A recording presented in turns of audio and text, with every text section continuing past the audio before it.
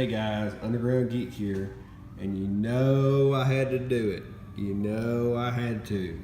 By the way, this comic book is rated T for Teen, Teen Plus. So if you're not a Teen Plus, please do not watch this video. It is not for you. Just kidding, I don't care. But anyway, so we got Dark Knight's Metal, #1. And I ordered multiple copies, that's why I read this one, because normally I would never read one this special. I would put it up and just read the digital copy. But since this one, since I had multiple copies, I said, heck yeah, I'm gonna do it. But we got Scott Snyder here and Greg Capullo, so automatically I'm very interested. Alright, so we open up to this cool kind of backstory. 50,000 years ago, there were 3 clans, the wolf, the bear, and the bird. And then you see it, you see the bat symbol, or the shadow, and then boom, there's a bloodshed and it starts a war. And then we cut to this cool scene here, and it's set to right now. So this is current events. So we have the Justice League here, and they have this power hindering armor on. It kind of like puts it down to about half strength, a special design for each one of them. Batman, I mean, I don't know what it's really going to do to him. He kind of has the advantage here. But then we got, what's his name, Mongol here. And apparently he escaped from when he was fighting with Superman and everybody else. You know, the General Zod like punched him up into space, and maybe he drifted off and made his own war planet. That's what kind of what he wanted to do. So we're talking about right here about how the armor kind of hinders all of them. And you got Toymaster here, which is drawn to look like Superboy, and that's what I thought he was at first. I was like, you could have drawn him to look any other way, and you made him look like Superboy. But anyway, so they've been fighting countless battles. You see all the dead aliens underneath them. They're starting to get tired, and then all of a sudden, Toymaster's new creations come out. And what's cool is all of them are kind of designed towards each Justice League member. You can tell by the color coordinations that each one is after a certain one. I thought that was really cool, and the fact that they designed them certain ways, like the Aquaman's a crab, and the bat one looks like a bat. You know, the green one kind of looks like a frog. And you know, they each have their own thing. I thought that was kind of cool. That's very neat design to have such a short life here. So they start fighting them. It's getting intense. Each one of these robots are specially designed to go for their bare flesh as opposed to their armor. And they're specially designed to take out each one. So you know, they're giving them problems. But like you said here, they're aiming for their flesh, and Superman's at half strength, so he's being harmed by the guns. They're each talking to the next one, trying to get them to come up with a plan. They keep saying, well, I can't, you know, I'm not strong enough. And of course, Batman's the only one left at the advantage because he's not hindered by anything because he's just a human. And so he thinks about something, and he sees that the bat has a mouth. So he opens the mouth up, reaches into it, and pushes a button that has the bat symbol on it. When he does that, the cables come out and start to grab him, and they're pulling him into it. And he tells the rest of them to do the same thing, and they're kind of looking at him like, what, are you crazy? And so he says, follow my lead. So they all then start to do the same thing, reaching in and punching the symbol for each one. When they do that, the same thing happens. It grabs a hold of them and starts pulling them in. And he says, don't fight it, you know, just let it happen. So when they're each pulled in, it's almost like they're in a cockpit now. And it's got this cool scene here where it's got like all the Power Rangers together, and it's got the leader there on the left and all them on the right, and they're each color coordinated. So it's like, Mighty Morphin Justice League Rangers. Yeah, you just got a free song. But anyway, you get this cool scene here, and then we get on to the main scene. The Megazord, I mean the giant robot. And he said, let's give them war. And then Cyborg, I just noticed this while I go my second reading. Cyborg says, booyah! And I was like, yes! So then Mongol goes to run away, and Flash is like, wait, why do I have the foot? And he says, simple, Barry, so you can kick his tail. So then we have the cool introduction right here. We got this awesome symbol, and I can't wait till the shirts go on sale, but they don't go on sale till September. So I'm going to have to wait, but they have this cool shirt that has this symbol, has the Batman with the beard and the axes and stuff, and so I'm really waiting on that to come out.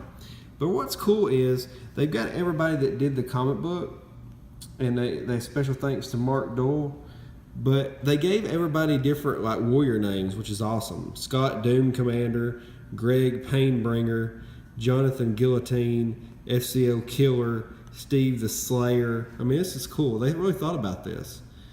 Jim Jackknife, Alex Assassin, Brad Bonebreaker. I mean, that's cool. That shows that they really care about this comic. So all the Justice League members are on their way back, and I like this part right here because he says, "Get ready, atmosphere approaching in 30 seconds." And then the Green Lantern has got them all in like a little makeshift ship. Says, "You do know you're not flying that thing, right?" I thought that was so funny. So anyway, they're flying in, and Superman's like, you know, if this has anything to do with the situation you're in, you can kind of talk to us. And he says, "I'm not ready." And he says, "Fine, just know that." He goes, "I wasn't talking to you, Clark."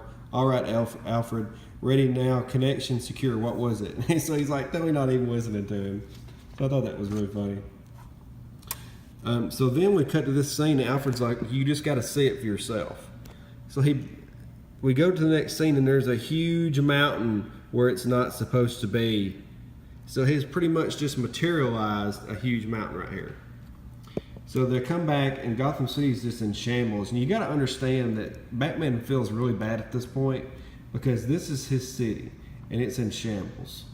But we get this cool scene here. I mean, just look how they're drawn. They are awesome. Batman is looking yoked. I mean, he is huge. Wonder Woman's drawn like a woman. It's good times. Superman, he's using his X-ray vision to actually have an effect on his X-ray vision there. I thought that was really cool. And then the Flash is looking awesome as always. He finds the door into the mountain. They're walking around looking, and the Green Lantern is saying that he feels the same response here that he did in the Batman's cave when he had that secret experiment. So something's going on here that's the same thing. But if you'll notice here, somebody's standing in the background, deactivated. It's Red Tornado. So instantly we know what's going on. They have these capsules here. They have a person in each capsule. And we know that they should not open this, but what are they probably going to do? They're probably going to open it. So they're all trying to see what's going on, and then this task force comes up, tells them to stop, but Batman knows who they are. They're the Black Hawks. He's met them back in All-Star Batman 6 through 9. All-Star Batman is really great. You need to read it. But then we meet Hawkgirl, which is not Hawkgirl anymore. She's running the task force. And she tells them that she needs them to come back with them to a secret island so that they can talk about what's going on. And it's called Dinosaur Island, which is cool. So we got this island. We got this cool statue here. She's telling them the backstory of Hawkgirl and Hawkman. She's got all the cool, nice little relics there. She's talking about how they became Hawkman and Hawkgirl. And then she's telling the backstory of a team that they created back then to find out about this metal that everyone keeps talking about, the 9th metal. And I think it's the same metal that they use for their stuff, you know, to have their abilities. But this is a cool shot. We get a cool shot of Red Tornado, his creator. And so I thought that was cool. But anyway, you got this task force. One day they left and didn't come back. They went to the other realm, but when they got there, they told them to shut the door because it was too dangerous. Like, just leave them. But anyway, she's telling them about all the multiverse, which is cool at this point. I'm sure there's some Easter eggs that I'm missing here. Like it says, New Genesis, Pinnacle, different things like that. I'm sure there's some Easter eggs in there somewhere. But anyway, she flips the map over and she says the dark multiverse. And it's just black. And Wonder Woman's like, it's just the back of a map. She said, this is the dark universe. it's an ocean-like universe, and it's vast and very old. And at that point, we notice Red Tornado has opened his eyes at this point, and she's talking about he had sent them a warning as to never go there. And there's a huge beast there, a huge dragon, and they're wanting someone to help them open the door. And the one that's going to open the door is the wagon. The root of the name, Wayne. Batman, the one who will let them in. And they're kind of like, wow, this guy's been after Batman's family this whole time. At that point, they turn their guns on Batman. I guess they're going to take him in or something, maybe even kill him. But this was sad right here. She said she destroyed her wings and devoted her life to ending the 9th metal. That's really sad, because I hope she becomes Hawkgirl again, because I want to see them have a new Rebirth series, Hawkman, Hawkgirl. But that's when Red Tornado really turns it on. He busts out, turns on his tornadoes. He's trying to take everybody out. Then they notice the metal's gone, and the Justice League starts handling Red Tornado. But Batman has already escaped with the metal, so he kind of tricked them. He wanted the metal, and now he's got what he wants, and he's jumped on the dinosaur, and he's telling Alfred to get his hyper tank ready, or hyper sub ready, so that he can get away. At this point, you kind of know that the metal is controlling Batman at this point. It's making him do things kind of like the Ring on Lord of the Rings. So then we have a cool shot of Dr. Fate here, and I can't remember who that guy is. It kind of looks like Steel, and I don't know who that Easter egg is, but it talks. But it's talking about it's getting closer to time when these creatures are going to be unleashed. Alfred's trying to get Batman to tell the Justice League about what's really going on, but he won't do it because he wants to control the situation.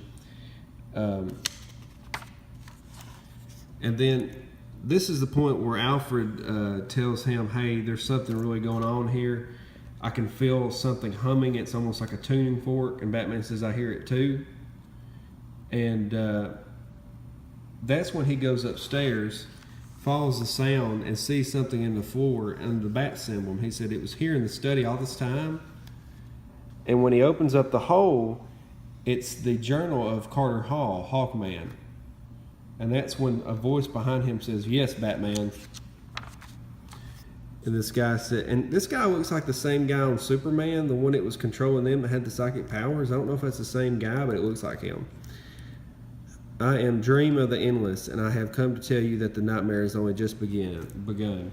Dum dum dum. Next, nightmares revealed. So, pretty cool issue. Nightwing, the New Order. I don't know what that is, but that's pretty cool. Uh-oh. So it's going to be more of the anti-Batman army, I guess. But here's your schedule. Some of them have already come out. We got Dark Knight Metal #1. Next one we're going to have is Teen Titans 12. Dark Knight's Metal 2. So this is going to go on for a while.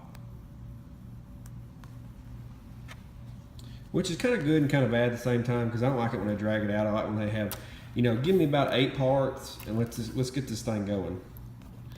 But all in all, this book was amazing. I loved it. It was everything I hoped it would be, and more. I like the symbol. I like the rock on symbol they got going on with all the different Justice League members. I like how they tied the trident into it's almost like a tattoo. They got their signatures in there. It was really cool. So I'm excited for the next issue. All right, guys, tell me what you think about the review. Tell me what you think about my new intro. And tell me what you want to review next so I can get some more videos out there. Thanks for watching. Bye, guys.